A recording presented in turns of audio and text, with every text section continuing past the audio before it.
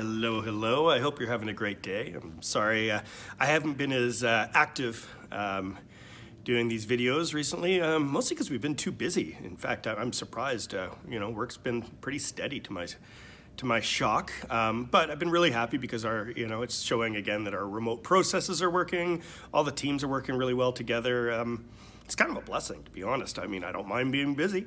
Sorry about the beard again. That's I call it my Captain Highliner, I guess. As I said, I'm going to get bushy until either the NHL starts their games again or my wife makes me, which could be sooner than I expect. But I still think it looks pretty good. You can tell the difference between my brother and I. If you haven't read the blog article that Felipe Peña wrote in our blog, I highly recommend you take a look at it. It's all about switching to remote offices, which we definitely know a lot about at TTT. It's actually been going real smooth with how we're working remotely. But some of the stuff that Felipe touches on, I think, is gold for anyone who's maybe not as experienced at doing this, as we've all moved into this remote lifestyle. Talking about how we should manage remote response times, like not getting stressed out if you have a question on Slack or an email and it doesn't get responded to right away. I mean, you can see that people are in meetings if you're in the room together, but it's harder to see that, and then you just get stressed. So you should at least try to manage the expected wait time.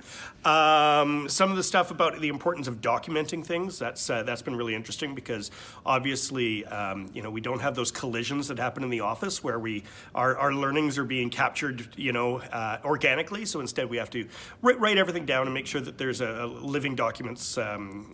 We do this really well actually using Notion so that everyone has the latest information about projects, stuff we're working on, processes, all of this sort of stuff, because everything is a constant change. As well about the importance of keeping up with the culture, because it's important to have a fun culture, at least we do here at TTT. And we do our best to make sure to maintain that so people don't feel isolated, because they're not isolated. They're just, a little bit further away and a little harder to hug, let's just say. But they're pretty, we're doing well. But please, I'll link the blog in the comments below, because I think it's really important. Speaking of fun, last Friday our fun committee held it was a great time. They held this game that we played. So we used Google Hangouts. So it was about 35 TTTers starting at 4 o'clock in this Gartic.io. It's like GARTIC.io. And it's kind of like a Pictionary, and we all played, and we played for about an hour and a half, and it was so much fun, and it was so great to see everyone in a real fun environment where it's just jokes and it's beyond work, and it just reminded me how much we missed everyone, but also reminded me of how special everyone is, because you could just see that there really is a lot of love there, and everyone really wanted to be part of it, and it was fun. I was awful at the game, but it was so much fun. It doesn't matter.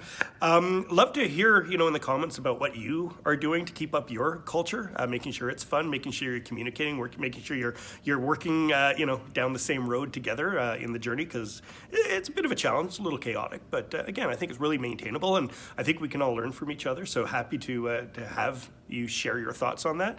It's been fun at home. I've actually really been enjoying the home life. My wife and kids, we've been challenging each other. So my son and daughter are 12 and 13, grade 7 and 8. And what we've been doing every second day, and we're about to start the second round of it, is we've been challenging us to do a international cooking. So we have this randomizer app that basically hit the button. It says, okay, you are, like, for example, my daughter got Poland, and my son got Germany, and I got Singapore, and my wife got Philippines.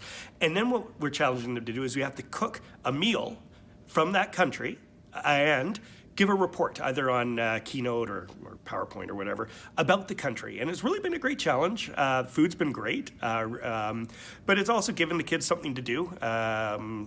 It gives them a full day to think about it. Well, actually, it takes about a day and a half, because with the presentation and everything, that's a little bit of extra hot sauce on the meal, if you will. But it's been great. And tonight, my wife starts our second round. It's with Thailand. The rules are, though, we've been to Thailand, at least my wife and I have. But the rules are this time is you have to do a country you haven't been to, which is a bit of a challenge actually, because my kids, again, they're relatively young, but they've been to 74 countries already. Sorry, 76, we just counted, pardon me.